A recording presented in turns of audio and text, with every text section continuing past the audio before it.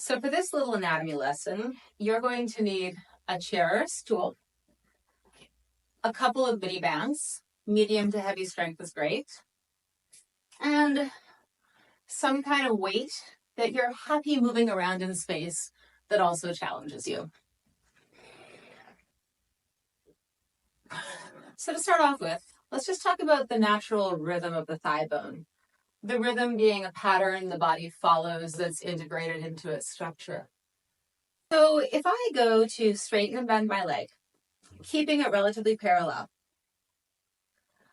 there's a natural rotation that happens in the thigh even when I'm maintaining a straight line in front of me. As I bend my knee, the thigh externally rotates just a bit. And as I straighten my leg, the thigh internally rotates just a little bit. The easiest way to feel this is actually on your back. You can do it with your feet up against a wall or just on the floor. I'm just going to do it on the floor. So if you just want to lie down with me and bring your legs up, bend one knee, pull it into your chest, and notice how the closer it gets, the more the thigh bone drifts out to the side. And then straighten your leg. And notice how as it gets straight, the thigh bone moves back in. Now, yes, part of this has to do with the thigh avoiding our torso or our bellies as it bends. And maybe that's why the body developed the way it does. Either way, now that you're aware of this, you can place your hands anywhere on your thighs or just use one hand if the other one needs to balance your body and see if you can feel the moment the thigh bone begins to rotate as you bend your knee. So even when we're not grazing our body, there's still a rotation that happens. And as you straighten, the action of straightening actually brings it back into that subtle internal rotation. Now we're going to look at another rhythm. When we're seated, when the ASIS, the hip bones, tilt towards the thighs, they open a little bit. And when we tip the sit bones backwards or rock backwards on our tail, the thighs rotate in a little bit. So take a few moments to rock. You can place your hands on your hips. At some point, your pinkies will feel the top of your thigh bones. And just notice that relationship, how the body accommodates itself in natural movement.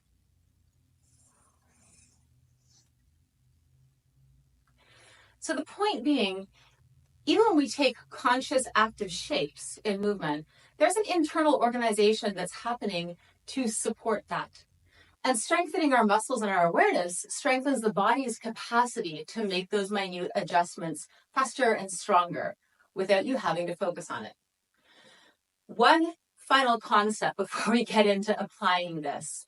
There's a term called co-contraction.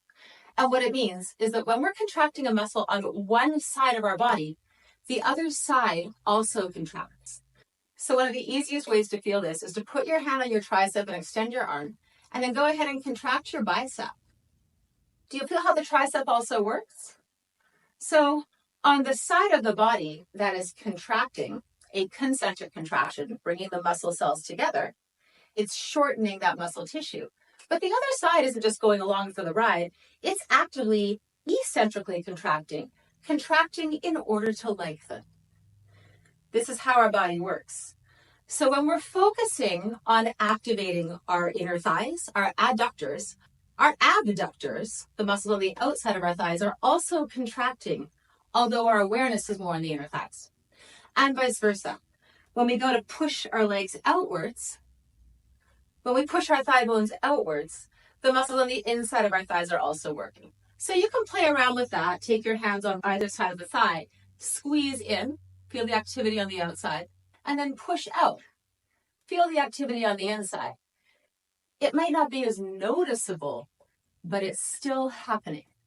And this is how we create a strong, resilient structure for the joints that naturally involve rotation for our body to make all of the beautiful shapes we make in space.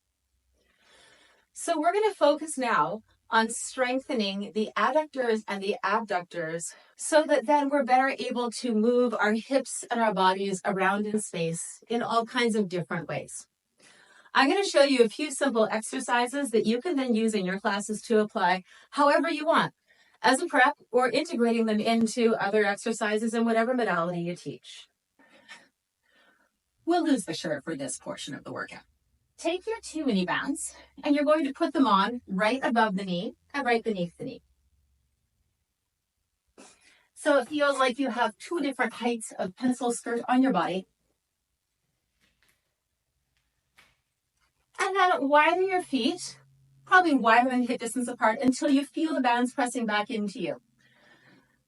Go ahead and press your knees out into the bands. It might feel like they're slightly turning out, even though you're just pushing the knees side to side. We're not trying to rotate the legs here. And then release. So we're activating abduction, but we're also toning the insides of our thighs. Adduction. Do that about 4 times.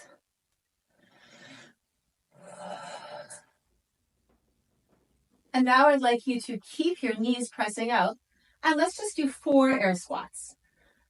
Bend as far as you want down and stand up.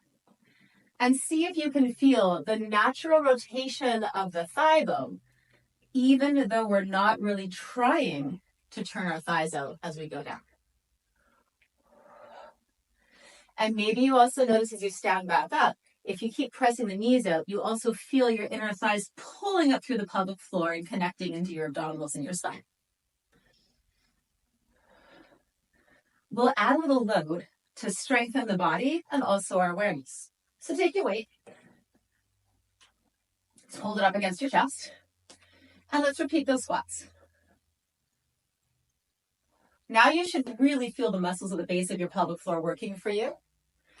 You can feel how your spine pushes up to hold that weight up, creating more space in the pelvis and the lumbar spine. And maybe also you feel your feet getting stronger on the floor. Now, let's see if we can feel that rotation that happens when we bring the hip bones closer to our thighs and then further away. Drop the weight down, hold it by your thighs, arms straight. Press your knees out into the bands.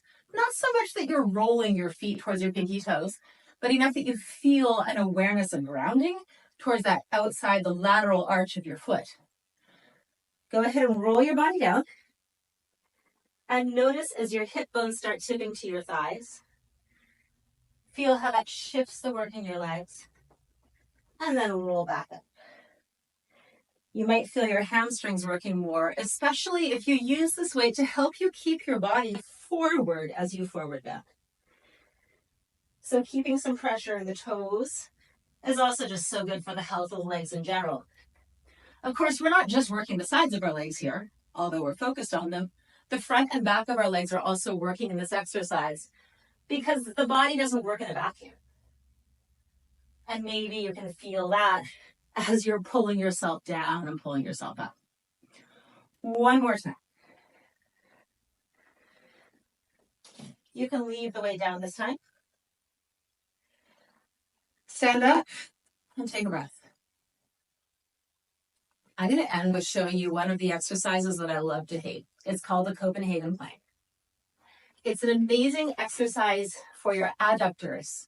It also serves to massively strengthen your abductors, your entire side body, your entire everything body. You'll see. So for this exercise, you're going to need your chair and the weight. If you want a lighter weight, it's totally fine. Also, if you don't have a weight for this, it's not necessary, but I'm going to show you a couple of progressions. Take your chair, and you can place it close to a wall or even up against a wall if you need to feel like it's more stable. The lower the height of the chair or the stool is, the harder this exercise is going to be. If the surface of your chair is hard, you might want to put a little padding on it because it's going to be on the inside of your shin. So I'm going to take this handy piece of yoga mat and place it over my chair to make the whole exercise that much more comfortable. Go ahead, get yourself on the floor, and then bring your top leg up onto the seat of the chair. The closer your knee is to the chair, the easier this is going to be. The further away, the harder it is. Once you've got that, place your forearm down on the ground. We're going to drive the inside of the shin and the forearm that's on the floor into the floor to help us lift the hip. And this is the beginning of a Copenhagen plank. To progress it, you would then take that bottom leg up. Now I'm a little close, so I'm going to reposition and actually pull the chair away from the wall so I can straighten my leg through it and have most of the bottom part of my leg still on the chair. Pushing up, then I'm going to take my under leg and straighten it and squeeze the chair with my inner thighs and my butt. You're just going to hold this for as long as you possibly can, trying to keep your body in a straight line. And if you want to make it even better, grab your weight and push it up to the sky so you can feel your upper body align with you. Ideally, you can hold this for 45 seconds to a minute. It'll take you some time to work up to it. As my friends Laurel and Sarah say, you might be a Copenhagen. When you're done, come down, lie on your back, rest, and then we'll change sides. If you can hold longer than I did, keep on going. I just want to keep this video short so you get the information without feeling lost. Move your weight over before you change sides. And here we go again. Leg up, push up, straighten that top leg, squeeze the bottom leg to it, and then add the weight if you want. If you're really having a hard time keeping that bottom leg up, touching the bottom of the chair, pulling back with your toes, or even pushing your toes into the seat of the chair will help you. It's a bit of a cheat, but you know what? With Copenhagen planks, we take what we can get. We go for stamina. A good amount to do this is 3 times a day, or just in the middle of your session when you really want to wake up the hips. Can you feel how much your glutes are working here? Your pelvic floor is working. Your core is working. We don't do this enough, especially in methods that tend to work a lot of flexion and extension and rotational movements. We forget those stiff movements that can strengthen the whole side body. So that's pretty much it. If you have a gyrotonic practice, this kind of work can be transformative for the strength of your clients in the arch curl series and the hamstring series. And imagine applying some of this even into the leg work or abdominals.